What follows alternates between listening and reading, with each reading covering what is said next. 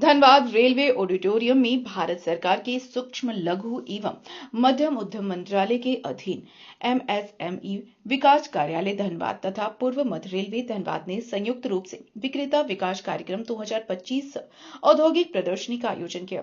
आयोजन में मुख्य अतिथि के रूप में धनबाद सांसद ढुलू महतो, डीआरएम अखिलेश मिश्रा शामिल हुए।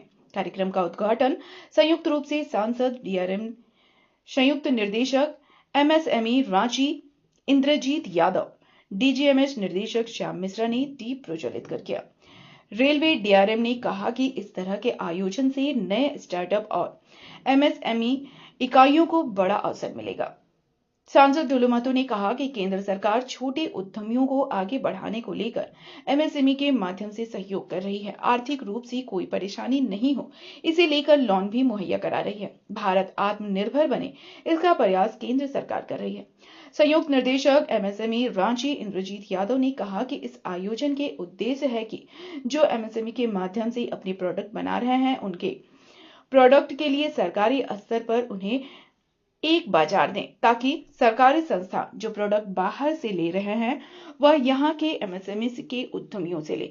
इसे लेकर लोकल फॉर वोकल स्वदेशी प्रोडक्ट को बढ़ावा मिलेगा। रक्षा क्षेत्र में एमएसएमई अच्छा काम कर रही है।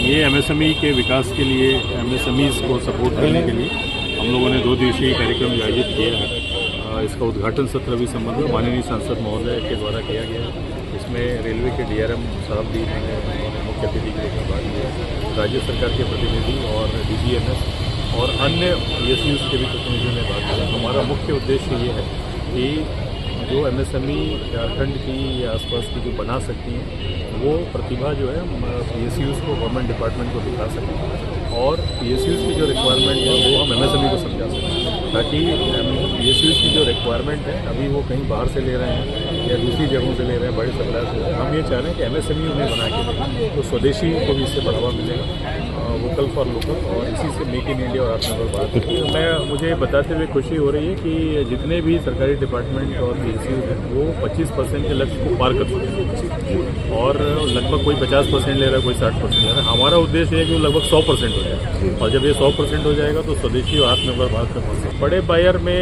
रेलवे है, डिफेंस है, ये दोनों भारत में सबसे बड़े बायर हैं। डिफेंस सेक्टर में भी आपने देखा होगा कि भारत में बहुत सारे तकनीकी यंत्र बन रहे हैं और वो इस क्वालिटी के बन रहे हैं कि वो एक्सपोर्ट भी हो रहे हैं। झारखंड की अगर हम बात करें तो लगभग 12 लाख के ऊपर एमएसएमई झारखंड में रजिस्टर्ड है। नहीं होगा, भारत को आत्मनिर्भर बनाने की ओर हमारे देश के यशस्वी प्रधानमंत्री नरेंद्र मोदी जी आगे बढ़ रहे हैं और इसी का आज पूरा प्रदर्शनी मेला का आयोजन हमारे धनबाद में एमएसएमई मंत्रालय द्वारा लगाया गया है, ताकि छोटे छोटे उद्यमी को लोन मिले और वो अपने जगह पर प्रोडक्शन करे और यहीं पे सप्लाई करे जीएम पट्टू की तरह क्या, क्योंकि सारे कंपनियों के सारे डायरेक्टर आए हैं, सारे इनके कंपनी के प्रतिनिधित्व लोग आए हैं, उनसे भी हम लोग बातचीत करके 1-to-1 मीटिंग करवा के हम लोग चाहेंगे कि यहाँ पे जो प्रोडक्शन हो इसका प्रोडक्शन ये पे एमएसएमई के एक मंत्रालय विशेष रूप से बनाया गया, ताकि छोटे छोटे उद्यमी को आसान तरीके से लोन मिल सके और यहाँ जो भी प्रोडक्शन हो हमारे देश में। ये कार्यक्रम का जो टाइमिंग है वो जो micro small and medium scale enterprise की मिनिस्ट्री है उसके थ्रू हुआ है, उनके जो स्टेट हेड है वहाँ से काम हुआ है।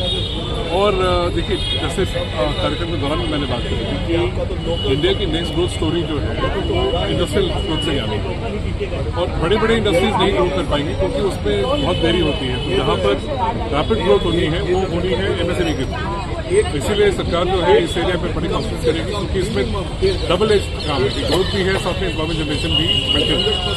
इसलिए इस तरह के कार्यक्रम जो है तो इसके बारे में जानकारी फैलाएंगे और लोगों को थोड़ा प्रोत्साहित करेंगे आगे बढ़ने के लिए, इस तरह के सेटअप बनाने के लिए, जो कि देश के डेवलपमेंट में, अपने डेवलपमेंट में फॉलो करते हैं। रेलवे में तो जो हमारे जो प्रोक्योरमेंट सिस्टम्स है, हम लोग 100% प्रोक्योरमेंट या तो जेम से होता है या आईआरपीएस के थ्रू होता है, और जो गवर्नमेंट पॉलिसीज हैं 100% इम्प्लीमेंट। सबसे बड़ा जो चीज़ है जो रेलवे के फायदा करेगा वो है जहाँ पर भी इम्पोर्ट सब्सिडी, और वो क्योंकि जियोपॉलिटिक्स के कारण से सप्लाई या कॉस्ट के कारण से सप्लाई में डिले होने, अगर जहाँ पर भी मैंने देखा है मेरे अपने एक्सपीरियंस से, जहाँ पर भी इम्पोर्ट सब्सटीट्यूशन हुआ है वो दोनों को फायदा मिलता है, एमएसएमई को भी फायदा हुआ है और रेलवे को भी फायदा।